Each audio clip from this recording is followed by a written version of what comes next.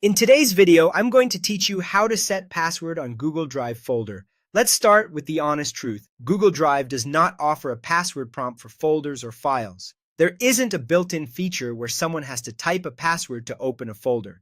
Instead, Google secures your content through your Google account login, sharing permissions, and link sharing settings. That means your best way to lock a folder is to control exactly who can access it. Here's the most effective approach. Open Google Drive and locate the folder you want to protect. Right-click the folder and choose Share. A window will appear that shows who currently has access and how the link is configured. Look for the General Access section and change it to Restricted. With Restricted selected, only people you explicitly add will be able to open the folder. Next, add the specific email addresses of the people you want to grant access to. You can choose their role, like viewer or editor, depending on what they need to do. When you're done, confirm the changes. From now on, only those accounts can open the folder. Everyone else is blocked, even if they somehow get a copy of the link.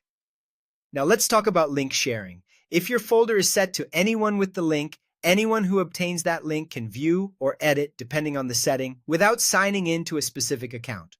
For tighter security, turn off anyone with the link and keep the folder restricted. Then only the people you directly invited, using their email addresses, will be able to access it while signed in to their Google accounts. This step stops casual link forwarding from becoming an unintended open door. To recap the important truth, there is no password screen for Google Drive folders, and there's no option to force someone to enter a custom password before they can open your content. The real security in Drive comes from your Google account login and the sharing permissions you set. As a helpful tip, make sure your Google account has a strong, unique password and that two-factor authentication is turned on. That way, even if someone tries to access your account, your files remain safer. Use restricted access. Invite only the people you trust and avoid using anyone with the link when you want maximum control. That's how you effectively lock down a Google Drive folder without a traditional password.